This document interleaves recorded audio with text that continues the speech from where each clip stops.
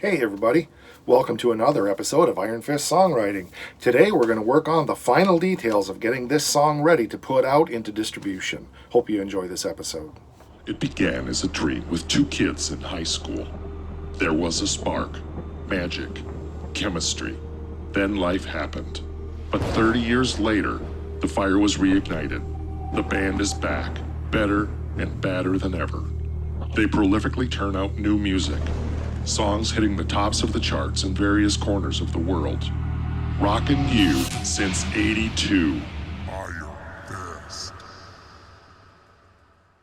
Hey, so I'm just here working on some guitar licks for the last bit.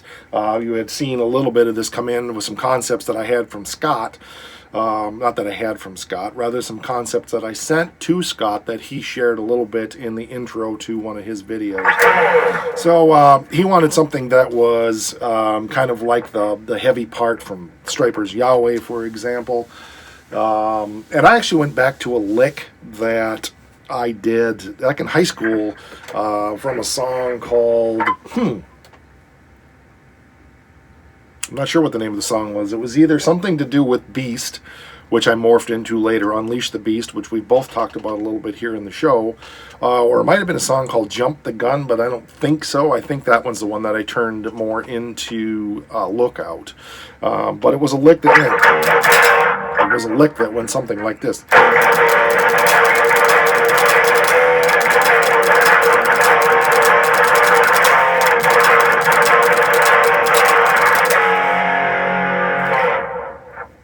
And so I thought about what he was saying he wanted in the fast section, and I sent him this.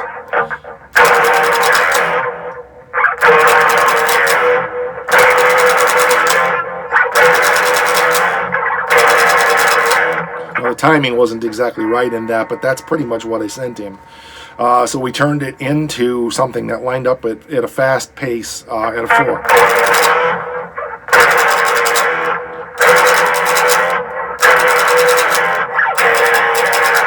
Something like that, a little bit different there. And so what we came up with was a pretty cool riff there that really fits with the song and worked out really, really well there. So we didn't get that part recorded at the time. That's actually been done for quite a while. We both just kind of overlooked it other than his brief mention of it. So I thought I would start out with that. And then the next thing I want to talk about is not just the songwriting itself, but more it's what else goes into a song like this to make it a spooky song, to make it a holiday song like what we're doing for Halloween here. There's a lot of different things that go in besides just guitar and bass and vocals and so forth, particularly in a spooky tune like this. So let's put the guitar down and let's talk a little bit about that. In order to create a good spooky tune, it requires a lot of things in the background. Most of those things I actually do vocally. So for example, there's a very heinous laugh. I did it a little bit better in the recording, but that's me doing that laugh. And I actually carried it out into a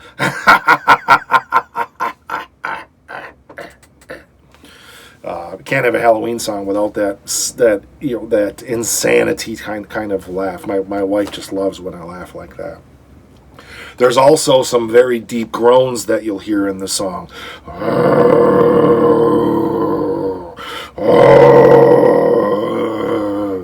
That may not seem like songwriting, but it's important to expressing the mood of the song that we're trying to express here as we're doing this song. Something else that I do a lot in these Halloween tunes, I think I've done it in every one of them, is do some very creepy voices. Some of them I've actually backmasked, had some fun with, saying messages like "there's nothing to hear here, what are you listening for those people who dig deep into songs trying to find these hidden messages. So that's a little bit, I suppose, of a teaser there for some stuff that's there. If you can listen to things backwards, you might hear some of those messages and some of those creepy voices. This time I didn't do that. I actually didn't say anything, but you're going to hear a voice in there that's...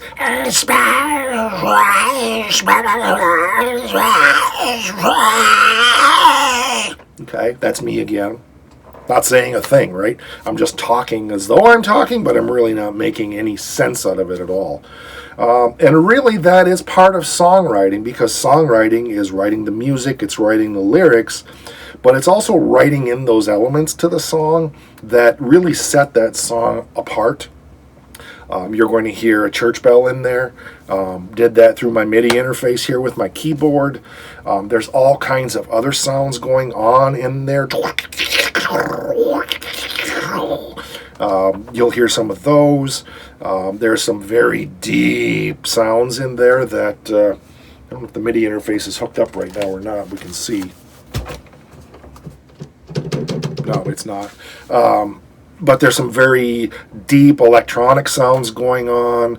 There's actually some pipe organ in the background in there. And that's really all part of putting these songs together. It's capturing a mood, and it's capturing a spirit. In this song, I struggled a little bit to find the character for the voice of the song itself. Meaning capturing the voice is the tone that I'm singing it. This is a first-person song, where when I did Nightmares, I definitely sang that. I come to you in nightmares to scare you to your dreams. That didn't work for this song, and I even had a conversation with Scott about that. Like, I felt like I wasn't really capturing a character, and then I realized this is a guy telling a story. Really, so, I don't know the lyrics to this one yet, but out in the dark, no one around, I feel a dead chill creeping inside of me. And that's pretty much the way I sang it. So I was trying to put some characterization into it. It's a struggle for me every time I do one of these character songs to know exactly what the character should be. I think, quite frankly, the short deadline on this song didn't allow me to do character development in this song as much as I might have wanted to, until we get to the part in the song which I love. Now I feel the night ascending. I embrace the night augmenting. I accept the power. I assume the throne. So I really put the power in that. I felt very influenced by several things there. Definitely this song reminds me of the Chronicles of Riddick. If you've seen those movies, here you have this dark guy who is fighting who he is, and then finally comes to terms with it. And I won't do a spoiler on the movie, but this song in my mind really parallels that. So if you've seen Vin Diesel's acting that out, definitely applicable. And Scott and I had some differences as well in the break. He wanted it to be twice as long as it was and much slower, and I'm not even sure that I could do it because I've done it this way for so long. But if you listen to the earlier episodes, I think you'll hear him maybe allude to, or maybe he even sings what he wanted. Where I did this in 4 bars, he wanted it done in 8 bars, and I can't even begin to try to do it that way. But what I also heard, and an influence in this for me, is actually Vincent Price in Michael Jackson's Thriller. So while I wasn't in any way parroting that, I liked the feel of what Vincent Price did in that song. And so that definitely was an influence in how I perceived this should be expressed. So songwriting is more than just writing the notes, playing the instruments, coming up with the chord progressions, coming up with the notes, composing a melody line, all of that. It's also stylization. So if you listen to the way that I sang the chorus, and again, Scott and I had some discussion on this, and he's very gracious to allow me a lot of attitude. Yeah, sometimes that too, because I don't do what he wants. No, I'm just kidding. He's good. Just busting your chops there, Scott. So he didn't have any concept for the chorus, and so I came up with that melody line in the chorus. I think in one of the previous episodes I shared it, but I also stylized it a lot more than just a straight up melody line that aligned with the instruments. So stranded in the shadows. So I put a lot of ending on that. Between reality and trance, is it mere imagination? So it's very syncopated, or just infernal space circumstance. Not awake, not asleep, drag me down into the deep. Straight 1, 2 beats in there. Stranded in the shadows. I'm stranded in the shadows. Now, I'm not sure that that's exactly on pitch. That's not the point of this, obviously. But I added a lot of stylization to that. And something that has really influenced how I do vocals, and you're going to hear a big change in my vocals from the early days of Iron Fist to today. It was really studying Frank Sinatra. Those of you who know me know that Sinatra's a big influence on me as a vocalist. And one of the things that I found out was that I believe, correct me in the comments if I'm wrong, it was a jazz player back in the big band player back in the day. I think it was Tommy Dorsey was good friends. They were good friends for a while.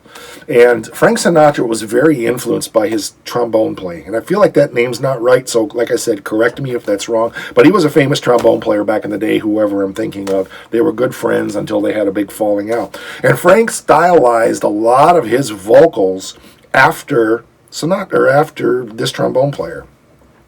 And that struck me because I'm a trombone player as well, for those that didn't know that. And if you listen to Sinatra and the way that he sings, that's very much it. So I've done several covers of Sinatra tunes, which I love doing. Come fly with me, come fly, let's fly away. You can just hear that. You can hear that trombone stylization in there. And I really like that. And I've really been working more at incorporating that into the Iron Fist music. We've got a tune coming eventually that's really going to allow me some severe freedom to really go with that in a big way. We're not there yet. We've actually been working on the tune it's been written for over a year. It's been a demo, been recorded for over a year. But we haven't been able to put together all of the pieces to put that song out. Hopefully next year. We thought we were going to have it this year. I'll give you another hint. It's a Thanksgiving tune. So that's all I'm going to say about that. So anyway, so again, it's real easy to sing notes. But it's not necessarily easy to sing the music itself. And so that's kind of what I was shooting for in this chorus, was more putting some of that Sinatra influence, if you will, in the way that I sing the notes, and putting some stylization in it. Stranded in the shadows between reality and trance. Is it mere imagination? So just a lot of syncopation, a lot of slurring in there. And that really changes the feel of the song when you do that. I'm able to emote a lot in that as well. So that's what I wanted to talk about today. Scott and I are talking about how we want to share this with you. We're going to. One of the thoughts that we have had, and that's going to be a matter of whether or not we can get together and do it, is to actually share the song with you here on YouTube and then do some discussion about the song with the two of us. We would probably want to be in the same room to do that.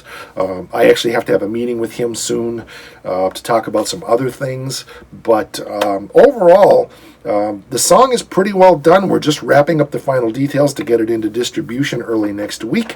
And by the time you're seeing this, it's probably already out there because we are a little bit behind on video production. There comes a point in this process when you're just absolutely sick of it. And that can come at any time. You know, we didn't get into the recording process in this at all. We're going to do that at some point, how we record songs, We'll let you see the setup that we do for drums. We'll let you see the guitar recording process, the bass recording process, the vocal recording process. We're looking forward to being able to do that. We're obviously short on time because of the short deadline on this song. And I was working till the wee hours of the morning many nights trying to get this song recorded and produced, mixed down, mastered, and ready to go. I still have some work to do before I can put it out because I have to get all the meta tags and so forth into the song before we upload it, but that's going to be happening yet today. So Scott's just wrapping up the artwork right now. He's just slammed at work right now, trying to get things wrapped up before the end of his semester, which is coming very fast. So there's been a lot. So I want to encourage you that if you're writing songs, first of all, make sure you're putting out a quality product, but, and this is the big but here, don't be a perfectionist. You know, there's always another one coming. We've put out 40 songs now. We've got another 100 we're working on, and we're always writing new stuff. And a mentor of mine many years ago when it came to writing books told me, get it done, don't go back and fix it. Just leave it alone. Put it out there and get on to the next one. And I've applied that same philosophy to songwriting. And as I have been in the process of finalizing this song, I just hear things that I could do differently, things I could sing differently. There's always something more that could be done on a song. And we want to be recognizing that if you wait until it's perfect, you're never going to put it out. Yes, I know musicians, it's going to sound very judgmental, but if you heard the context of this, and I don't want to call anybody out, stuff is just poor. They're not singing on key. The timing is horrible. You know, if you listen to some of the early stuff of ours, even musically, it lacked a lot. It's pitchy. There was timing issues. We were learning a lot about recording at that point. And if you watch the progression of our music, it continues to get better. There is a striving for excellence, but you can't lust for perfection, I guess is what I'm trying to say. Make sure that what you're putting out is the absolute best that you can do. Make sure that obviously you're not singing wrong notes or playing wrong notes, or that your timing is way off. Basic bones, right? People are very willing to accept music that maybe the recording quality is not as good as what you may be able to get if you went and spent $100,000 in a studio. But when the singer doesn't even sing on pitch, or the timing is so far off, or, that kind of thing. So strive for excellence, but not perfection. The same thing in your lyric writing. I've worked with a lot of people on writing lyrics as well, and helped people with their songs in the songwriting process. Scott has mentioned some of the things back when we were doing some of the lyrics on this. And good music should make good poetry. And it takes time. You've got to spend time. Don't repeat words, as he mentioned. If you use the word now to end a phrase, don't use the word now again. If you use the word stop, don't use the word stop again. You heard us using the word dark. We didn't use that word again. We'll catch each other on that. Usually he catches me. We used this word in the first verse. We can't use it in the chorus. Even when I sent him the lyrics for my concept, which I knew was total garbage, it wasn't the point of it to be the chorus of the song. I used the word deviltry, and he said, no, we're not going to use that there. We're going to use it in the verse, which he understood. This is how we work. I wasn't saying this needed to be the verse. But I was just puking out some lyrics and saying, here's some ideas, glean from that. And I think he pulled out the word shadows out of that and used that to come up with standing in the shadows first, and I think stranded in the shadows ultimately, if you've watched those episodes. So work at perfecting your craft, absolutely. Work at excellence. Get those lyrics right. Get the rhymes right. Get the meter right. Make sure that just because you can sing it, and there's times we do make that compromise, that he'll write something and the way I sing it isn't exactly word for word. But the goal is to be striving for that. And that's the beautiful thing in writing with somebody else, because we sharpen each other. There's a saying out there about iron sharpening iron, and we are iron fists, so I guess we sharpen each other, right? That was totally made up on the spot. you're better when you have somebody to bounce ideas off of. Somebody who says, that's garbage, don't do that. That doesn't sound good, don't do that. I don't like this, fix that. Consider rewording this. So find people who are willing to be critical and say, these lyrics aren't working, or this vocal line doesn't work, or this melody line doesn't work. So those are my thoughts on the songwriting process. Like I said, we're wrapping this song up right now, doing a few final cuts, a few minor tweaks, but for the most part, we should be ready to produce this early next week. So we'll get it out there, and we will see how it goes, and we'll go from there. And we are going to put something here on YouTube for you guys that have followed the songwriting process with a video, so that you can hear the song probably before it's released. So Scott and I will talk about that. Like I said, he's slammed right now, so I don't know how much we're going to hear from him. It may be just me, but I'll at least do a playthrough and a talk about the song, or he will, or we'll try to get together and do that. We'll see where that goes. So anyway, thanks for watching. We appreciate it. If you've enjoyed this episode, make sure that you subscribe to the channel, and when you subscribe, hit the bell so that you receive notifications about when we put out new episodes. Remember that we are out there on every major streaming platform. If you want to find us on Django, Pandora, Spotify, Amazon, iTunes, wherever you go for music, we're there, I guarantee it. Search for Iron Fist, search for one of our later song titles like Nightmares, Talking to Machines, 15 to 50. If you search Iron Fist, Talking to Machines, there's a very good chance you're going to find us. If you search the early titles, it may not be quite as easy to find us on all those streaming platforms, because we've only been out there on the streaming platforms for about the last 3 years. Some of the early stuff we didn't do that with. So thanks for watching. Also, make sure you join us on Facebook /Iron Fist Online. On brain just went. Our website, ironfistonline.com. On Twitter, we are iron_fist online. We're out there. So please follow us, and we hope you're enjoying this. Also, drop us a note, send us comments, put comments down here in the comment section about what you'd like to hear from us. What was it about this that you enjoyed? What would you want to know more about songwriting? What do you want to know about recording music? Right here in Rebel Rouser Studios is where we do it all. And we just want to be able to answer your questions and help you in the process as well. One more thing I haven't done as an artist, I've been negligent, and I've tagged them on social media, but I haven't mentioned them here. You will see Sinister Guitar Picks right there. I'm an endorsed artist with Sinister Guitar Picks. You've also seen the Kurt Mangan Strings banner in the background. I'm an endorsed artist by Kurt Mangan Strings. And there's a Spectraflex cable banner up over the desk up there. I'm also endorsed by Spectraflex Cables. These are companies that endorse me as an artist, and I would highly recommend you check them out. So anyway, thanks for watching. And one more thing, as we always say, I think you can anticipate this one. Rock on.